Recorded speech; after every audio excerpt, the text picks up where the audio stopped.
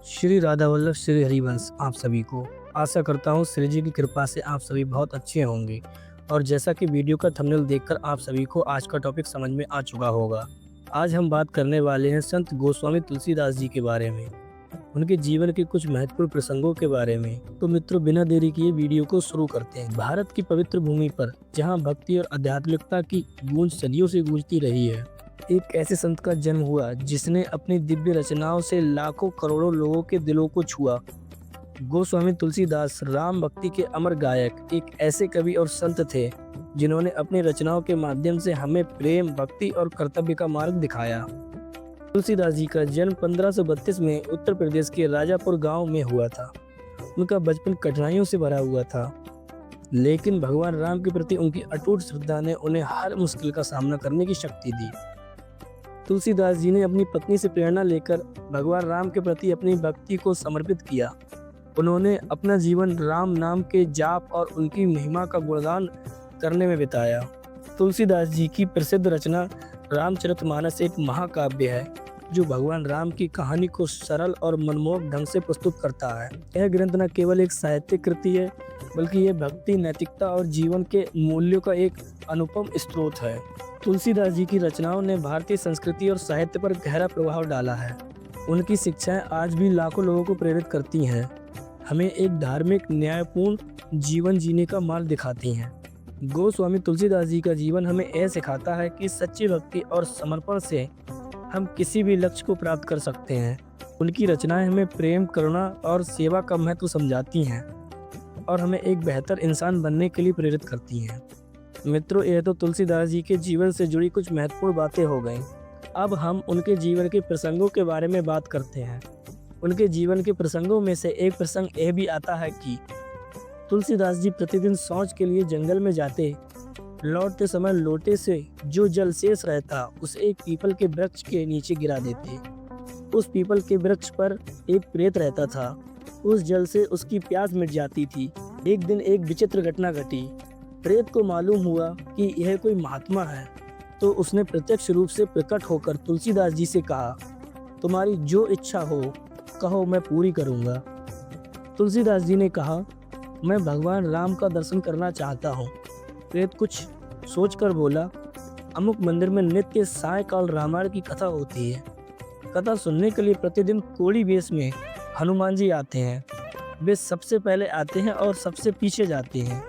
अवसर देखकर उनके चरण दृढ़ता पूर्वक पकड़ लेना और भगवान श्री राम के दर्शन करने के लिए उनसे हट करना। तुलसीदास जी ने प्रेत के कहे अनुसार हनुमान जी के चरण पकड़ लिए और जोर जोर से रोने लगे। हनुमान जी भगवान श्री राम के दर्शन कराने के लिए राजी हो गए। हनुमान जी ने तुलसीदास जी से कहा, तुम्हें चित्रकूट में भगवान श्री राम के दर्शन होंगे। तुलसीदास जी चित्रकूट पहुंचकर मंदाकिनी के तट पर रामघाट पर रहने लगे। वे प्रतिदिन मंदाकिनी में स्नान करते, भगवान का दर्शन कर रामायण का पाठ करते और नाम जप करते थे। एक दिन वे परिक्रमा करने गए। मार्ग में उन्होंने देखा दो बहुत ही सुंदर राजकुमार, एक श्याम और एक गौर, दो घोड़ों पर सवार होकर हाथ में धनुष बाण लिए एक हिरण के पीछे घोड़ा दौड़ाते जा रहे हैं। परंतु वे कौन हैं, ये तुलसीदास जी नहीं जान सके। उनके चले जाने पर हनुमान जी ने प्रकट होकर पूछा, कुछ देखा?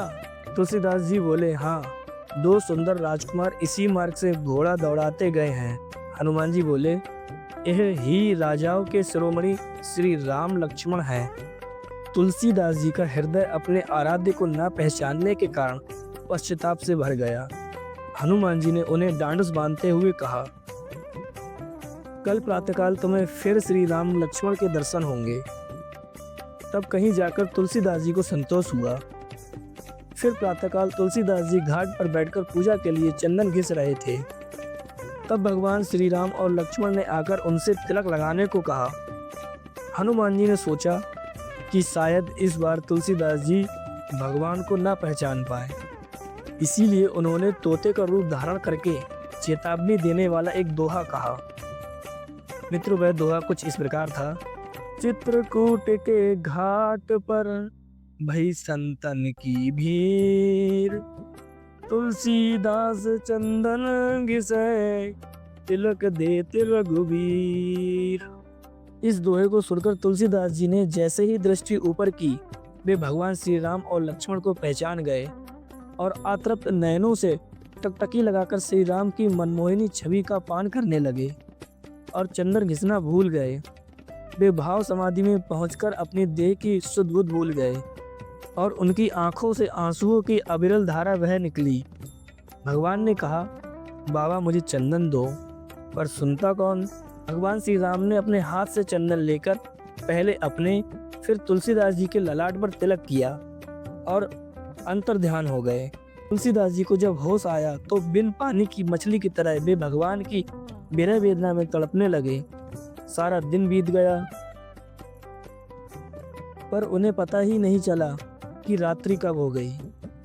रात्रि में आकर हनुमान जी ने उन्हें दर्शन दिए और उनकी दशा सुधारी। मित्रों, श्री जी के बल से, उनकी कृपा से जो कुछ भी मुझे ज्ञात था वो मैंने प्रयास किया कि आप सभी तक वो जानकारी पहुंचा पाऊँ। अगर आपको वीडियो अच्छी लगी है तो इस वीडियो को शेयर करना प्लीज़ मत भूलिए, क्योंकि आपको नहीं पता आपकी एक शेयर से मुझे कितना बल मिलता है। आगे चलकर मैं ऐसी और वीडियोस लाने का प्रयास जरूर करूँगा। तब तक के लिए खुश रहिए, सुरक्षित रहिए। जय श्री राम। राधे राधे। राधा वल्लभ श्री हरिवंश।